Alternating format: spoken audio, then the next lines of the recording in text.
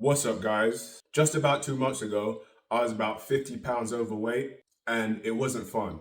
So, today I'm just going to share with you 3 exercises that helped me go from fat to fit in about 60 days or so. Just to tell you a little bit about my situation at the time, the reason why I was so overweight is because I was really busy and I had other priorities.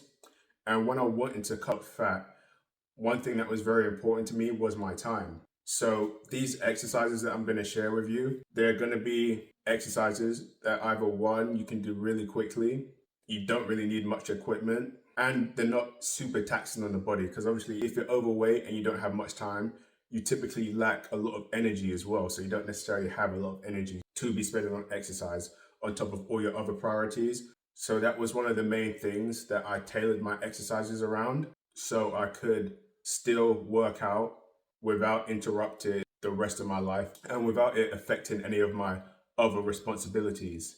So the first exercise that was very helpful was actually just walking, right? So it's just getting your steps in. It started to get a bit more popular recently, but it's still very underrated and very underutilized. What a lot of people don't know about walking, especially people who are new to fitness, is that when you do slow cardio like that, it's called steady state cardio. So basically, it's any form of cardiovascular exercise that you can do without losing your breath, right? So if you're going through a casual stroll through the park, right, you're not going to be out of breath as opposed to if you were running or something like that.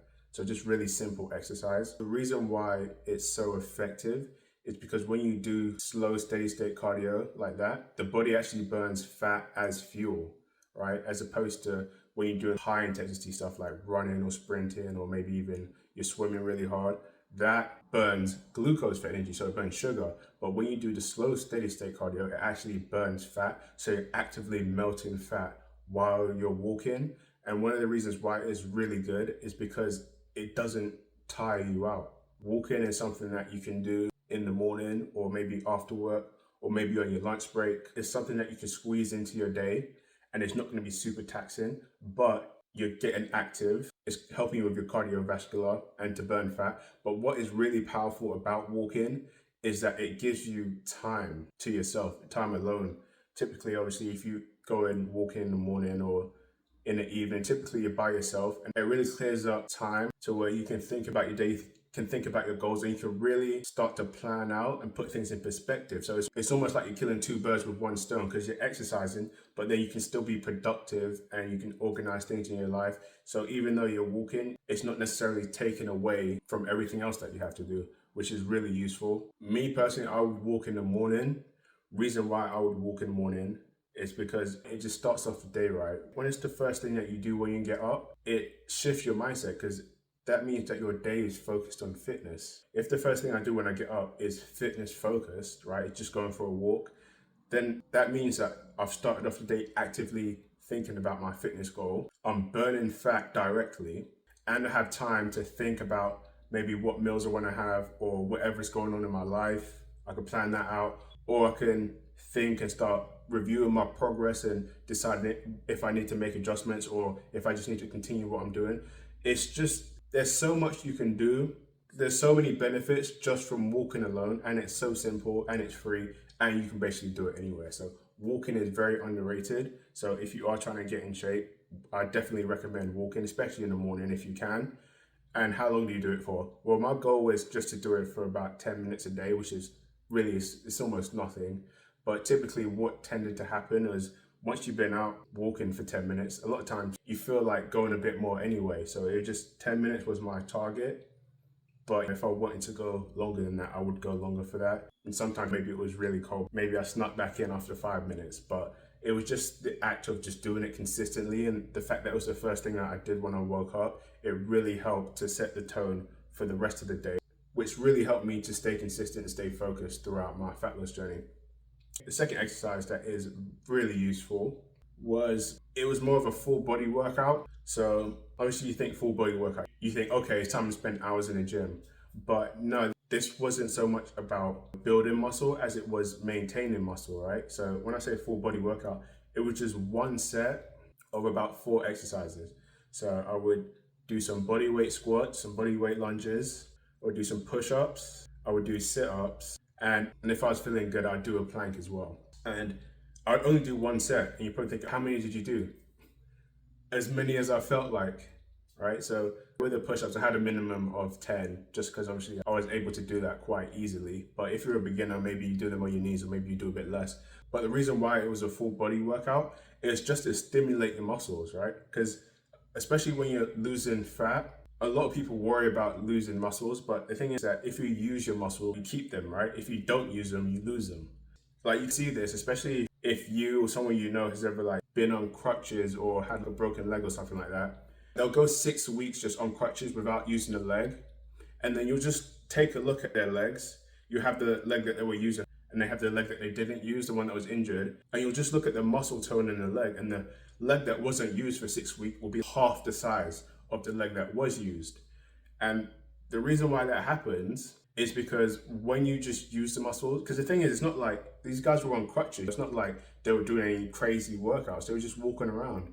But when you use the muscle, it sends electrical signals. The nerves are fully engaged, and that signals to the body to send obviously nutrients down there, and it keeps everything regulated. So that way you maintain the muscle mass. So that's the reason why when people are on crutches, if they don't use that leg, they lose half the muscle on that leg, even though the rest of their body is in the same state. Just from the fact that they didn't use it, you lose a massive amount of muscle mass. So if you just do something simple, again, just one set that hits all the muscles in your body, basically, obviously just squats, push-ups, maybe you do your sit-ups, but that basically hits all the muscles in the body.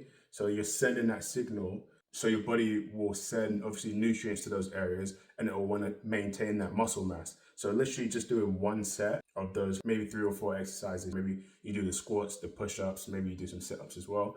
That will stimulate your muscles to hold on to their size while you drop body fat. So obviously if you hold on to more muscle mass, that increases your metabolism, which accelerates your fat loss. So then you start to melt body fat off you, and you're just doing a really simple exercise, right? It's just one set of 3 or 4 exercises. So again, you can do that in less than 10 minutes. You can do it in less than 5 minutes. I actually time myself because I would actually record it some days, and I was actually done in less than 3 minutes, believe it or not.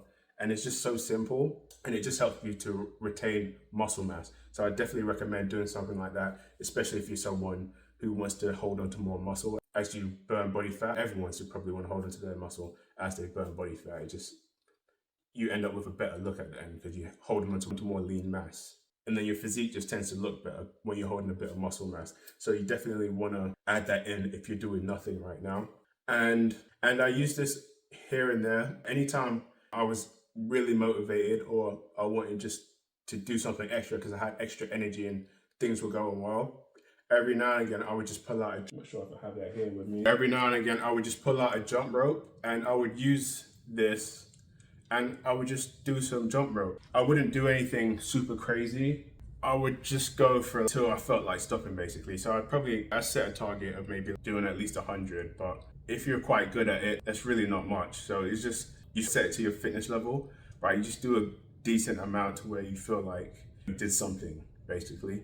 But that really helped a lot because, again, it's similar to the walking in a sense. It almost puts you in a meditative state, active meditation, because with the jump rope, because there's so much rhythm to it, it just helps you to zone in and focus better, and that's just really good obviously for your concentration and just organizing things throughout your life.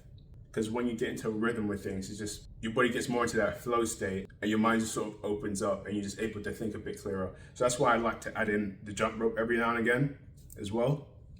So those were the 3 main sort of workouts / exercises that I was doing to help me shed about 50 pounds or so. And last thing I wanted to add is that although those were the exercises that I threw in, the most important thing was definitely the diet that helped the most. Honestly, if you focus on a diet, you don't have to do any exercise, but obviously the exercise does help. It just speeds things up just a little bit.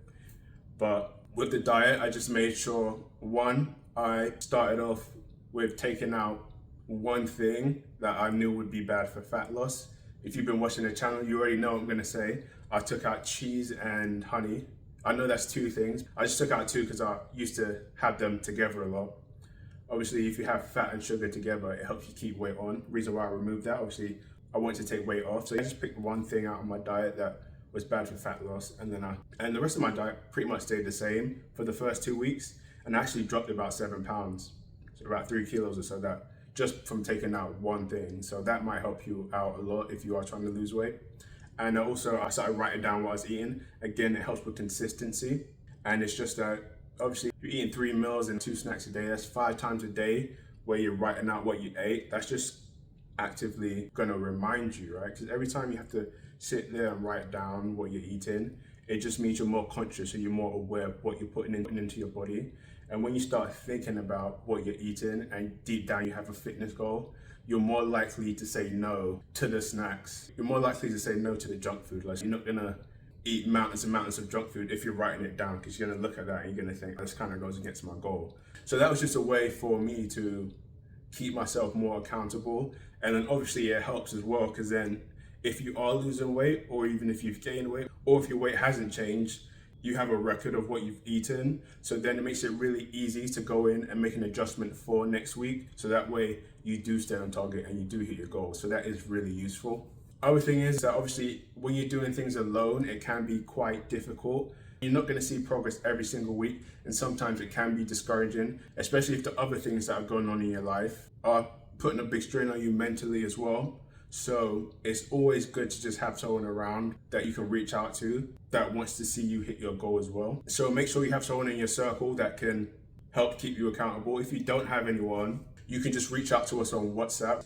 We have a community of guys online to where everyone's helping out each other to stay accountable and stay on track. And then if you need extra help, obviously you're willing to invest, then we do offer one-on-one coaching as well if you really do need that extra help and you're really serious about getting in shape as quickly as possible. But again, I hope these exercises help, and I hope you guys hit your fitness goal. Get that 6-pack by summer if you can. And my name's Kelechi, you can call me Coach K. And until next time, guys, peace.